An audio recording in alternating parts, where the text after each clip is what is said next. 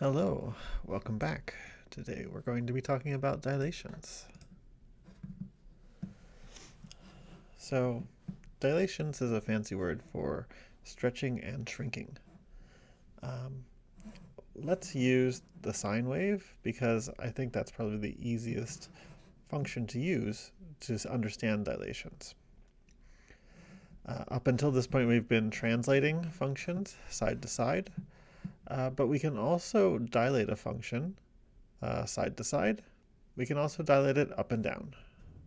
We're going to start by dilating our function, stretching our function horizontally by a factor of 2.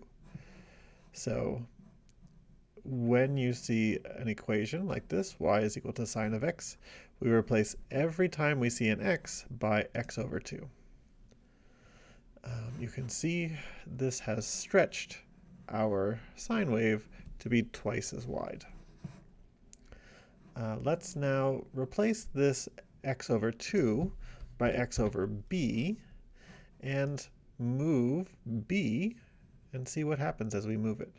We can see that moving b to a larger number than 1 stretches the function, and moving b to a number that's less than 1 shrinks the function. Okay, so that is a horizontal dilation. Let's now talk about vertical dilations. Just like we did with horizontal and vertical translations, we had to change what happened to x or change what happened to y. So you can probably guess that to do a vertical dilation, we need to apply a dilation. We have to modify the y. So we're replacing y by y over 3. We can see that here the normal height of the sine function is 1. The dilation dilates it to a height of 3. If we change the 3 to an a, let's see what happens. That's going to do a vertical stretch or a vertical shrink. So here we've shrunken it by a factor of 2 by dividing by 1/2. Let's go to the next one. Okay, so what value of b shrinks the function horizontally by a factor of 2? So that would be called a horizontal compression. Let's go back. We want to do a horizontal dilation. Okay, so remember we've taken x over b, and we want to now shrink it so that it's compressing it by a factor of 2. So what would that look like? That would look like something where this goes up, and then down, and then up. And we want to instead go up, down, up, down, up, down, back up. Oh, look at that. That's exactly right. It does 2 waves in the time that it takes to do 1 wave here. So we divided by 0.5. So the value of b that shrinks it is 0.5. All right, so now we can also dilate both in horizontal and vertical directions simultaneously. And so let's say we have this black curve, and we'd like to adjust it so that it has this shape of this purple dotted curve. So what we need to do is we need to replace every time we see a y by y over a. And then every time we see an x, we replace it by x over b. Okay, and just like before, remember 2 things. Remember, you need to replace every time you see x by x over b. So you need to not just do it here, but you also need to do it here. I also suggest putting things in parentheses so that you don't get too lost. Okay, so now we have this where we can change a. A is doing the vertical dilation, and we want to go up to about here. And then b is doing the horizontal compression, so that goes, there we go. So it looks like if we have a is equal to 3 and b is equal to 0.5, that gives us that purple dashed line.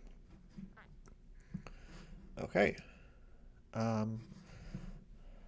Sometimes we want to do this not just with our regular functions, but we also want to do it with implicit functions.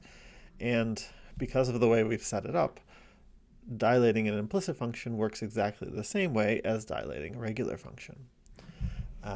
So we see here x squared plus y squared is equal to 4. What we want to do is replace x by x over b, replace y by y over a, and then we can stretch vertically the a, stretch horizontally the b, and we get these, we can make these interesting shapes in that way. You may want to try that with one of your other favorite implicit functions. Oh, and here's an exact example for that. Remember, we can pull up our graphing calculator. Here's the equation that gives us a, oh, looked like it didn't want me to type it, 2 over 3, x to the 2 over 3, plus y to the 2 over 3. And that needs to be a y to the 2 over 3. All right, well, there's the asteroid in the middle. And now the goal is to do some horizontal and vertical dilations to stretch it this way, stretch it this way. So use those techniques from the previous page, replacing x by x over b, y by y over a, and putting that in your, replacing the x here and replacing the y there, and then stretching them just so that it matches this shape. So go ahead and do that. Okay, let's say we wanted to do that. We would see we want x over x divided by b, y divided by a, create those sliders. Let me zoom in a little bit. I want, let's see, we'll make this one black, and we'll make this one orange. And we want to stretch, oops, undo. We want to stretch this one out. We want to stretch b out until it gets to 4. This y, it has to be y is 4, and we want to stretch a out until it gets up to 3. All right, so there is our shape, and it would be then this expression where b is equal to 4 and a is equal to 3. Okay, let's go to the next one. All right, I don't know if you noticed this, but on the previous pages here, these sliders went from 0 up to 10. So they stopped before they got to be negative numbers. So let's explore what happens if we dilate by a negative number instead. Okay, so we have y is equal to x cubed minus 2x, and if we replace all the x's by x over b, we get a slider here. So when b is equal to 1, this stretches things out. When b is a number bigger than 1, it stretches things out. When b is less than 1, but still positive, it shrinks it, it compresses it. But then when b is negative, hey look, it reflects across the y-axis. So b is equal to negative 1 is just a reflection of the original function over this y-axis. And then we could stretch or shrink it. All right, so try to write that down carefully. All right, so we've seen that a negative sign makes a horizontal reflection. A negative sign in the x coordinate makes a horizontal reflection. So if this is our function, and we replace every x by negative x, negative x, negative x, and be careful to put them inside parentheses, we're going to get this blue function that's been reflected about the y-axis.